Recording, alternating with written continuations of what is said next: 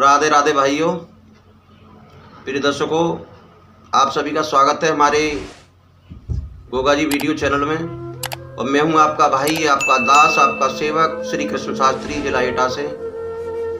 प्रिय दर्शकों, आज की जो वीडियो हमारी उन माँ बहनों के लिए है जो भाई द्योज करती हैं, क्योंकि भाई बहन का ऐसा पवित्र बंधन होता है। बहनें भाई की कलाई में राखी बांधती हैं, ये भी बता दूंगा इसी वीडियो में आपको। देखिए, राखी की परंपरा कहाँ से चली। भाई बहन की राखी होती है, लेकिन आजकल तो तरह तरह की राखियाँ जगह जगह लोग बांधते हैं। कुछ माताएं बहनाएं विभिन्न विभिन्न तरह की राखी चलती हैं। भाइयों, ये बता दूं आपको सबसे पहले, भाई दूज से पहले ये भी बता दूं इसी वीडियो में कि ये राखी का त्यौहार कहाँ से चला। तो देखिए मित्रों, लक्ष्मी जी ने सर्वप्रथम राखी राजा बलि के बांधी थी। रक्षा सूत्र का ये मंत्र होता है, ओमेन बद्धो बलि राजा दानवेंद्रो महाबला तेजत्वा प्रदाम रक्षे माचलम माचल है, यानी राजा बलि का नाम आ रहा है सर्वप्रथम। तो ये राखी की परंपरा वहीं से प्रारंभ हो गई जब लक्ष्मी जी ने राजा बलि के राखी बांधी थी। वो बहनें हमारी सावधान हो जाएं, जब भैया के राखी बांधती हैं सभी बहनें हमारी ध्यान दें। तो कुछ बहनें आपने देखा होगा कि चांदी की राखी लेके जाती हैं कि भाई हमारा पैसे वाला है, कुछ न कुछ बड़ा दान देगा हमें। लेकिन मेरी मां बहनों, ऐसा नहीं करना चाहिए। राखी का मतलब चांदी सी राखी से मतलब नहीं होता है, मतलब होता है एक रेशम का धागा। इसका शुद्ध नाम है रक्षा सूत्र। कुछ बहनें जब भाई की कलाई में राखी बांधती हैं तो आपने देखा होगा कुछ भाई दान में कुछ न कुछ देता है। लेकिन आजकल तो सब जमाना उल्टा है भाइयों। राखी के बदले में कुछ न कुछ दान देना चाहिए। लेकिन आजकल के भाइयों के बारे में अगर बता दूं तो आप ये कहोगे कि गुरुदेव ऐसी बातें कर रहे हैं। बहन भाई की कलाई में राखी बांधे तो मुश्किल से ज्यादा देंगे 10 रुपए या 5 रुपए। वही राखी अगर उनकी पत्नी की बहन यानी उनकी साली अगर बांध दे तो आजकल के भाई 500 रुपए दान कर देते हैं। अरे भाइयों, जिस जगह दान आपका हित में है, जो बहन के लिए दान करोगे तो वो दान एक महादान के तौर पे जाएगा। उस जगह तो आप दे नहीं पाते दान, और जिस जगह जरूरी नहीं है वहां लाखों का रुपया लौटा देते हो आप लोग। आज के लोग आपने यही ऐसे ही देखे होंगे भाइयों। जहां दान की हमें आवश्यकता है, ससुराल जाएंगे, सालियों से राखी बंधवाएंगे, अपने माता पिता को ठुकरा देंगे, माँ से कह देंगे ये बुढ़िया है, पिता से कह देंगे ये बुढ़ा हो गया है। ससुराल में पहुंच गए,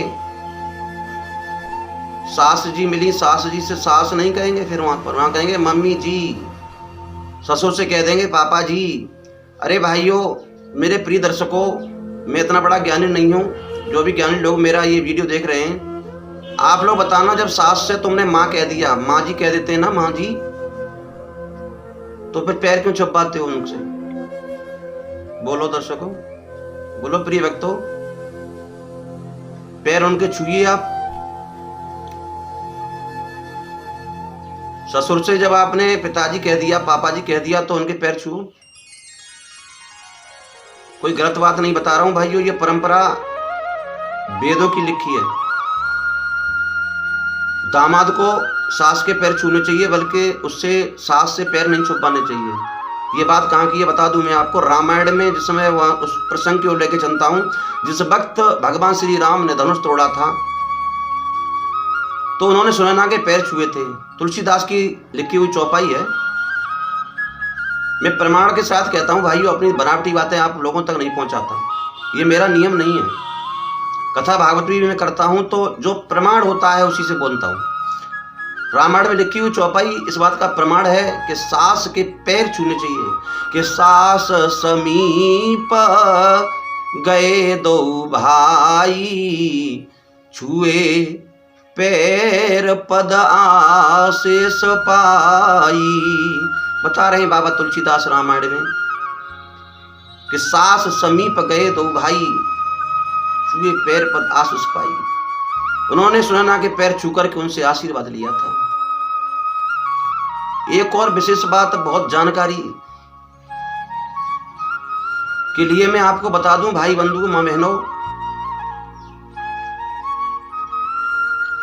कि मामा को हमेशा जो मामा हुआ करते हैं,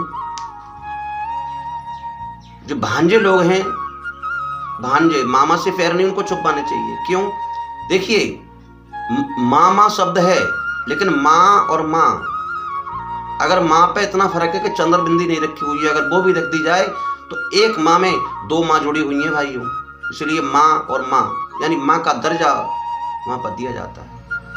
आइए मेन पॉइंट पर जहां मैं चल रहा था, ये तो मैंने इतनी जानकारी दी आपको, लेकिन मेन पॉइंट ये है कि बहन को भाई के घर दौज करने के लिए नहीं जाना चाहिए।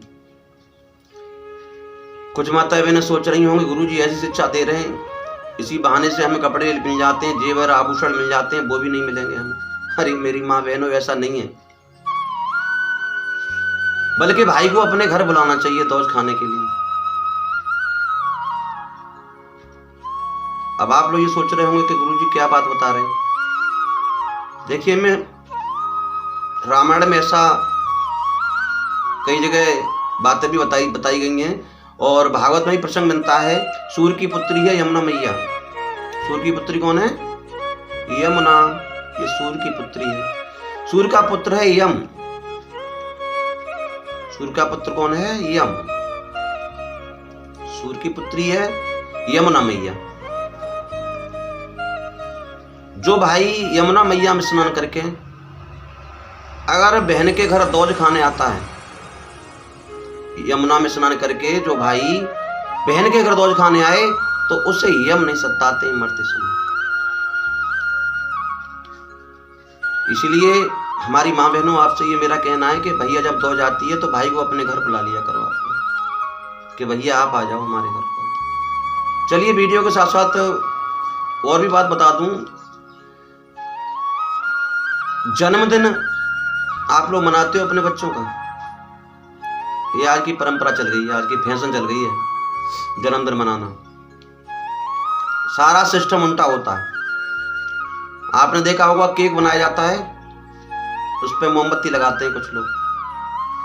मोमबत्ती पहले जलाते हैं, उसके बाद फूंक फूंक करके फूंक देते हैं। यानी पहले बच्चे की जिंदगी में उजाला किया, फिर तुरंत अंधेरा कर दिया। गुब्बारे लगाते हैं, सजाते हैं घर को। पहले गुब्बारे फुलाएंगे। अच्छा हमारी तुम्हारी जिंदगी कैसी है मित्रों? एक गुब्बारे की तरह। गुब्बारे को भी एक गुरु मान लीजिए अपना। गुब्बारे की तरह कैसी है? गुब्बारा जब फूल जाता है और एकदम से उसे फोड़ दो तो पचक जाता। ऐसी मनुष्य की जिंदगी है भाइयों। तो गुब्बारे लगाते हैं बच्चे की जिंदगी खूब, और जैसे ही उसने केक काटा उसको फोड़ देते हैं। है विपरीत जमाना। बताइए भाइयों, मेरी माँ बहनों, आप सभी लोग अपने अपने बच्चों का जन्मदिन मनाते होंगे, लेकिन आप सब कुछ कीजिए। मोमबत्ती भी लगा, मैं ये नहीं कह रहा कि मोमबत्ती मत लगाओ, मोमबत्ती भी लगाइए, गुब्बारे भी लगाइए, घर को भी सजाइए, मिठाइयाँ भी बनाइए। लेकिन एक काम और आप इसके साथ साथ कर दिया करें।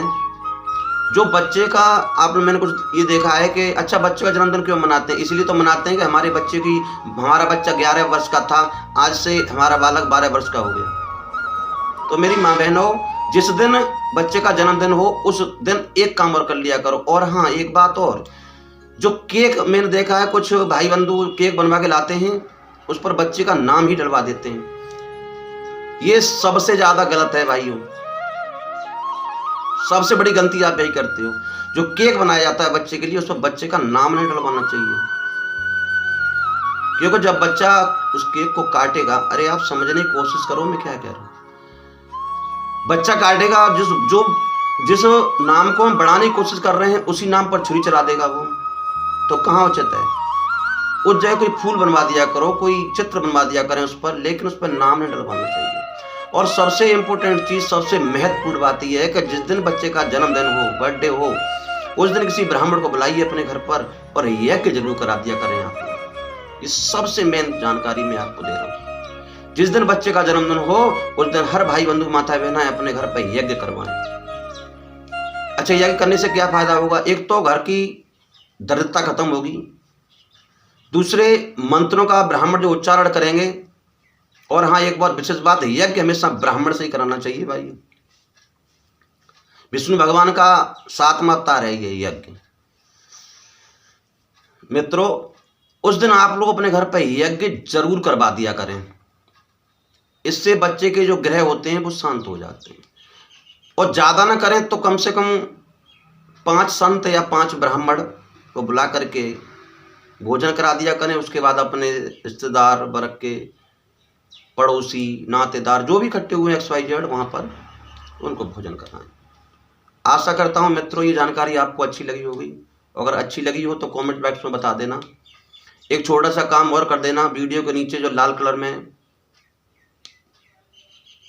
लिखा हुआ दिखाई दे रहा है आपको सब्सक्राइब, तो इस चैनल को सब्सक्राइब जरूर कर लें आप लोग, क्योंकि भाइयों ये चैनल एक ज्ञान का माध्यम है। मैं आपको फिर बता चुका हूँ, भागवत कथा मैं भी करता हूँ, संगीत के माध्यम से कथा करता हूँ, ऐसी बात नहीं है भाइयों। लेकिन जो चीज़ गद्य में और पद्य में बस यही फर्क है, वो थोड़ी गाय के रूप में यानी कागर के सुना दी जाती है, वो आपकी कम समझ में आ पाती है कभी कभी। और कुछ लोग